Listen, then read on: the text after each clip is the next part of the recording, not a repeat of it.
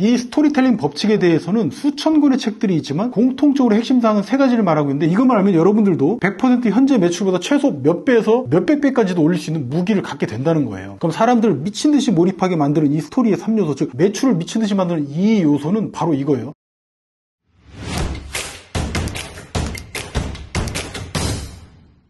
지금 사업 매출 때문에 고민들이 많으실 텐데, 지금 사업이 어려운 분은 이 영상 한 번만 보세요. 왜 사람들이 돈 버는 최고의 무기를 스토리텔링이라고 하는지, 왜 1억 버는 글쓰기라고 하는지 바로 이유를 알게 됩니다. 실제 스토리텔링으로 하루 1억도 법니다. 제 사례도 그렇고 지금도 훨씬 많이 버는 분들도 되게 많으신데, 이분들도 전부 동일해요. 제가 그 원리를 지금부터 그 돈 버는 원리 낱낱이 파헤쳐 드리겠습니다. 잘 들어보세요. 이런 분들 많으시죠? 살찐 분들, 그 다음에 고혈압, 저도 그렇고 뭐 심혈관, 고지혈증, 비만, 당뇨, 이것 때문에 고민들이 되게 많으실 거예요. 이것 때문에 갈등이 어떤 게 생기냐면, 내가 먹고 싶은 만큼 먹지 못한다는 거죠. 고기도 좋아하고 술도 좋아하는데 먹지를 못한다는 거예요. 여러분들 그거 아십니까? 세상에서 지방이 가장 많이 함유된 고기가 뭔지 아세요? 가장 많은 콜레스테롤이 함유된 고기, 그건 바로 바다표범이에요. 바다표범. 쥐고기, 뭐 닭고기, 돼지고기, 소고기 아니에요. 바다표범이라는 겁니다. 바다표범. 그래서 백상아리나 범고래가 얘네 한 마리만 먹고도 몇 달을 굶어도 될 정도라고 합니다. 그만큼 엄청난 지방 함량이라서 에너지도 마찬가지로 엄청나게 내게 하죠. 근데 이런 고기를 백상아리나 뭐 범고래는 그렇다 치는데, 우리 인간이 먹었을 때는 좋을 리가 없겠죠, 몸에. 그런데 상어 말고도 얘네들을 먹는 사람들이 있어요. 바로 이누이트족. 이분들은 법적으로 유일하게 이 지구상에서 이 고기를 먹을 수 있는 분들이라고 합니다. 이거 보호종이죠. 그런데 진짜 놀라운 게 뭔지 아십니까? 이분들은 고혈압이나 당뇨, 그리고 비만이 없어. 왜 그럴까? 우리가 흔하게 먹는 돼지고기나 닭고기에 비해서 말도 안 되게 지방 함량이 높은 이 고기를 주식으로 하는 사람들인데, 우리 같으면 막 100kg, 200kg 되겠죠. 근데 뭐 때문에 이렇게 살이 안 찔까? 그건 바로